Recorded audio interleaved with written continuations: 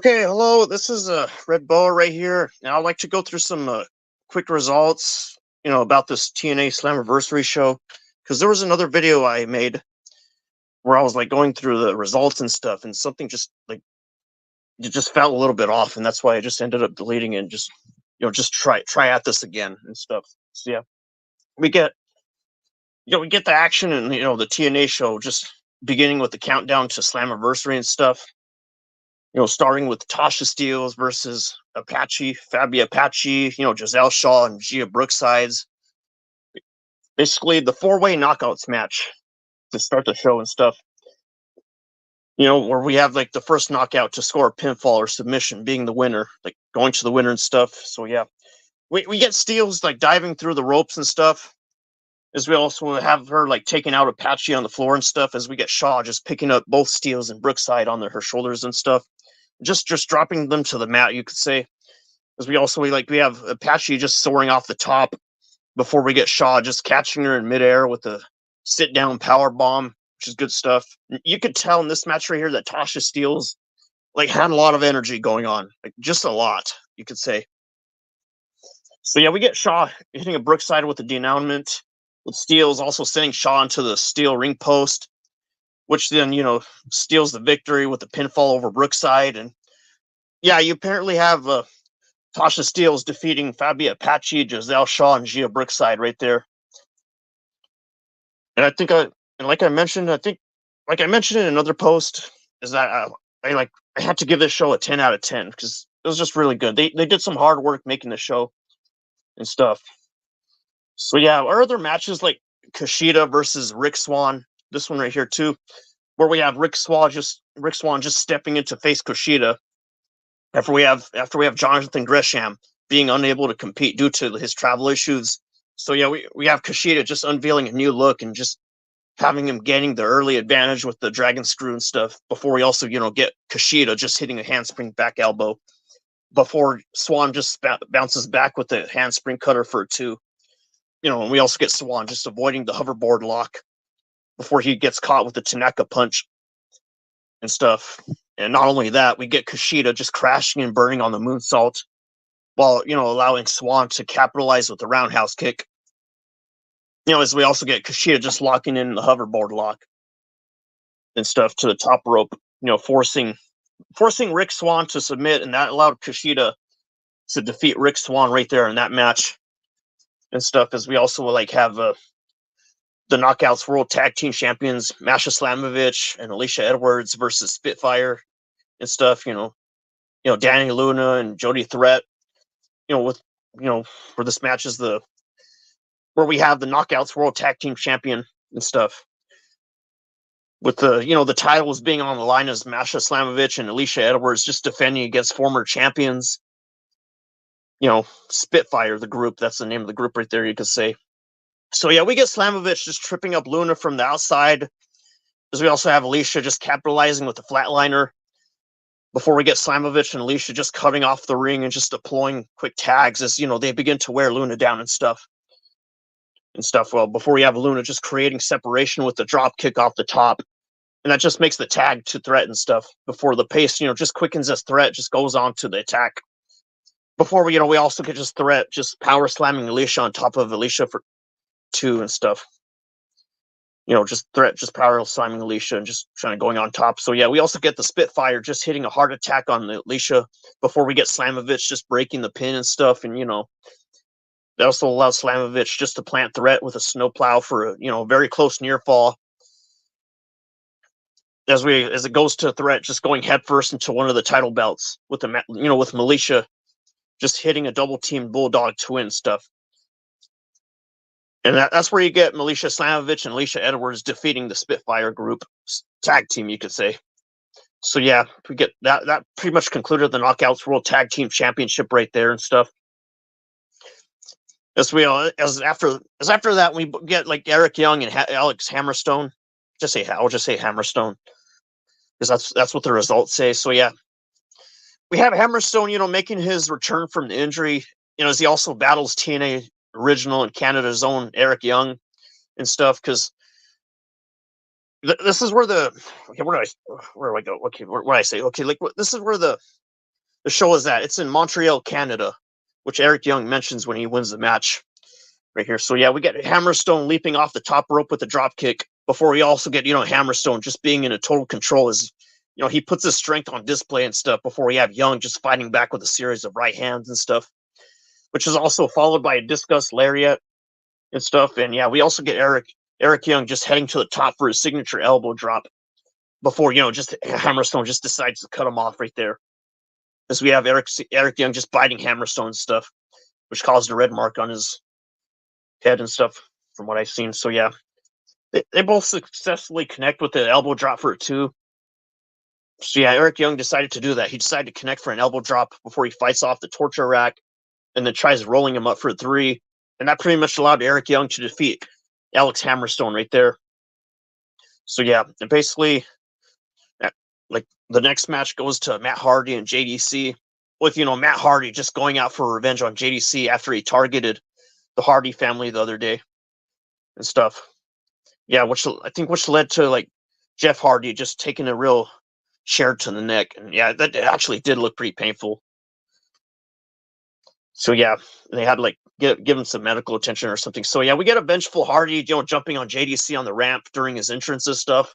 Because we also have just JDC just attacking him with a flagpole before the match just finally begins in the ring and stuff, And we also get just JDC just crashing and burning on a signature top rope leg drop and stuff, which leads to landing on the hardest part of the ring and stuff, which I would not want that to happen to me, I'm telling you. So yeah. Up next from there is like Hardy just hitting an elbow drop out of the corner, followed by the side effect for a 2 count. As we also, moments later also get like Hardy just hitting the twist of fate from the second turnbuckle to win, which allows Matt Hardy to defeat JDC and stuff.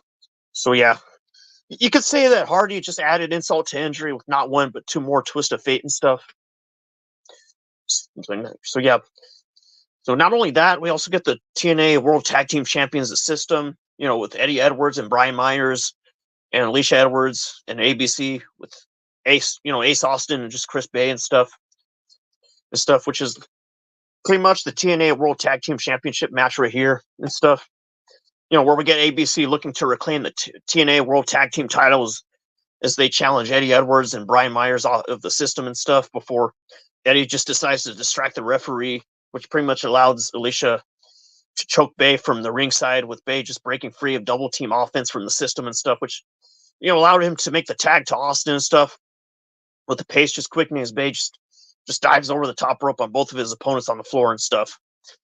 Yeah, and not only that, we have like Bay just hitting Myers with the cutter on the apron, followed by a sword to glory from Austin and stuff, which is what happened. And also we get Bay just going at it, and just even though it's not enough, we have just Eddie just pulling Myers out of the way, and that caused Jack Bay to hit Alicia with the art of finesse, you could say. So yeah, we also have just ABC just hitting the 1-2 sweet on Myers to win their match, and they are just, that's where they become the new TNA World Tag Team Champions and stuff, which allowed the system to defeat the ABC, Ace Austin and Chris Bay and stuff, allowing them to become the new TNA World Tag Team Champions right there. So yeah, from on there, we get Mike Santana versus Jake Something, and that pretty much allowed the action to continue. We also have Mike Santana just battling Jake Something, at Slammiversary, which is the name of the show, you can tell. So yeah, Jake Something, he just decides to dive over the top rope, which allowed him to collide with Santana on the floor and stuff. As moments later, we have Santana just taking to the skies. He leaps to the top and just hits a rolling Santon out to the outside and going into the back of the ring. We get Jake Something just regaining control with a strong Irish whip into the corner, which allowed Santana to hit a pinpoint kick to the back of the head and stuff, before being followed by a rolling buck 50 for a 2 and stuff. So yeah, after that, you have Santana just picking him up the top apron. Sorry. So you have Santana just picking him up the top with the German suplex before both men just exchange strikes, with Santana just gaining the upper hand off of a clothesline.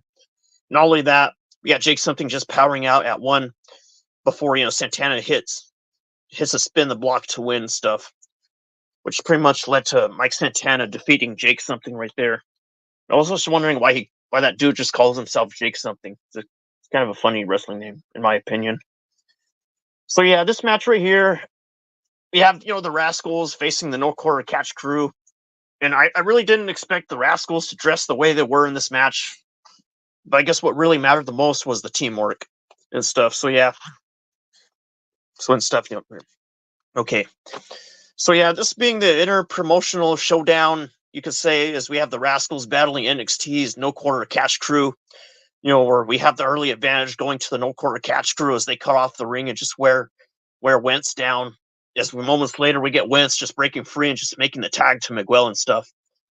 As we have the pace just quickening as Miguel just knocks his opponents off the apron and stuff before we get Bourne just pushing Miguel off the top and into Dempsey as who catches him into the midair and stuff before we have everyone just going down, just following a daring dive from Lee and stuff, over the top rope to the floor. As we have the Rascals just taking out Heights with the soup kitchen, followed by a hot fire flame to win and stuff. And that allowed the Rascals to pretty much beat the No Quarter Catch Crew. Even though I was going for the No Quarter Catch Crew, but like I said, I guess the teamwork mattered more than how they dressed. Because, the Rascals decided to dress as Buzz Lightyear. So this is one of my favorite matches right here. We got the Digital Media and International Heavyweight Wrestling Champion AJ Francis with Rick Swan, Smoke Diza, Josh Bishop, and versus PCO. Where they have a Montreal street fight for the Digital Media and International Heavyweight Wrestling Championships. So I guess you could say anything goes in this personal showdown between AJ Francis and PCO for both the Digital Media and International Heavyweight Wrestling Championships. While we have PCO just being in control and stuff, following the Deaminator. And we have him following by a top rope PCO salt to the outside before you also have PCO just going for a table, but Swan just decides to attack him from behind and stuff, and we get just Francis just smashing a steel trash can over the head of PCO and stuff. As we have just PCO just turning the tide afterwards with a big clothesline and stuff, with Francis just having PCO up in an electric chair and just dropping him back first into a pile of chairs and stuff. Yeah, that's one thing I like about this match, the chairs. So yeah, we get just Josh Bishop just blindsiding PCO with numerous steel chair shots while we have Sami Callihan showing up, trying to even the odds, but he just ends up getting taken out by Rick Swan. Well, pretty much to my surprise, we have just Rhino coming up into the match as well. Honestly, I didn't really expect him to show up on here, but yeah, that's what happened. So yeah, we get Rhino just coming out next, and he just runs right through Swan with a vicious gore and stuff, which you could say. As we also have PCO just hitting Francis with a choke slam into the chairs, followed by the PCO assault to win the match and stuff, before he became the new Digital Media and International Heavyweight Wrestling Championship. And yeah, that pretty much led to PCO defeating AJ Francis and just taking both of his belts and stuff. And I was just honestly thinking in my head, yeah, that's what AJ Francis gets for not believing in Joe Henry. That's what I was just thinking earlier in my head and stuff when I saw PCO winning that match right there. So yeah, we also have the Knockouts World Champion Jordan Grace versus Ash by Elegance in the Knockouts World Championship and stuff. Yeah, which has Jordan Grace just putting the Knockouts World title on the line against Ash by Elegance. And not only that, during the match, we have Rosemary being seen watching on from amongst the fans and stuff. As we have the personal concierge just tripping up Grace from the outside, just prompting the referee to eject him from the ringside, before we also get Rosemary just making her way to ringside, just chasing off the personal concierge with a knife and stuff. As we have the commotion just allowing Ash to take control following a slam on the floor. As not only that, we also get Ash just hitting a backstabber out of the corner to slow the pace down. And not only that, we get Ash just catching Grace with a spinning neck breaker, followed by a sliced bread up from the top and stuff. And that pretty much allowed Grace to hit a power bomb. Then just tries to put Ash away with the Juggernaut driver and stuff. Because yeah, that's pretty much one of Jordan Grace's stronger moves. I noticed that she did that repeatedly, the Juggernaut driver and stuff, which did look pretty effective.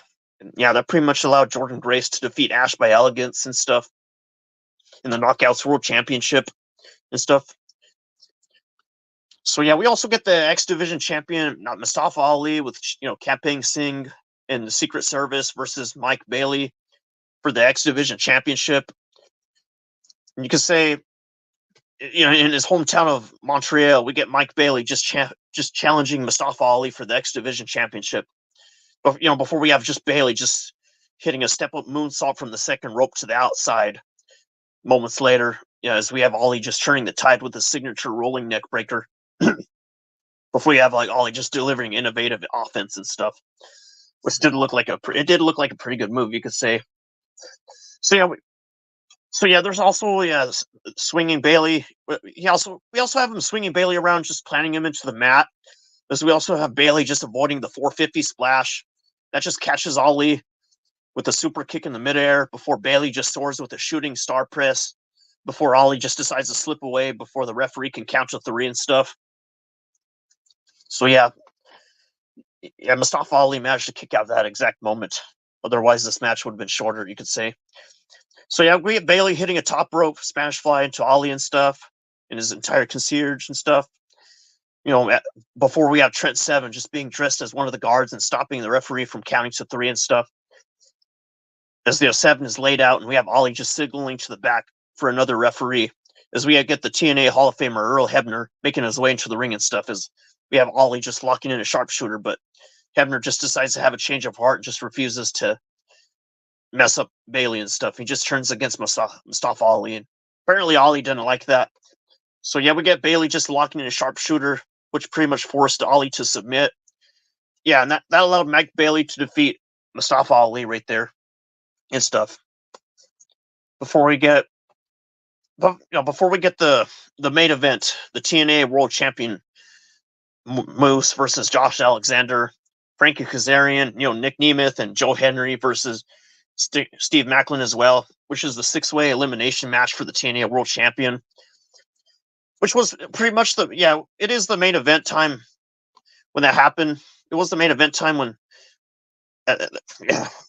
being the main event at Slammiversary, as we have 6 of TNA's better fighters just colliding in a 6-way elimination match for the TNA World Champion, where we have just everybody just ganging up on Kazarian in the early going, as we get both Hendry just dropping him with the Stelling's vertical suplex and stuff. Not only that, we get the action just spilling to the outside where Hendry just does the same to Moose. As we also have just Alexander just relentlessly hitting Macklin with a series of German suplexes.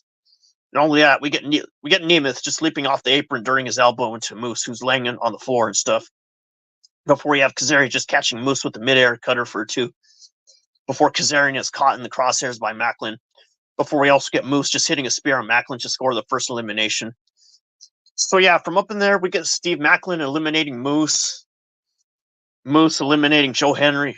I'm sorry. Steve Macklin getting eliminated by Moose, and Moose getting eliminated by Joe Henry, which I wanted to happen. I really wanted Joe Henry to win this match right here. But apparently not. He didn't make it all the way. So yeah, apparently Joe Henry managed to get eliminated by Josh Alexander and stuff before, we also get Josh Alexander getting taken out by Nemeth as well. And that pretty much led to Frankie Kazarian getting taken out by Nick Nemeth afterwards. So yeah, pretty much concluding the entire fight, the entire main event, you could say, with Nick Nemeth defeating, outlasting all the other fighters and stuff, which allowed him to become the new TNA World Champion and stuff. And that was just like an absolute banger, you could say. It was just fantastic. The show was really great. That's why I gave it a 10 out of 10 and stuff. Yeah, that main event right there is pretty much what concluded the match. And yeah, that's pretty much what I have to say for the video right there.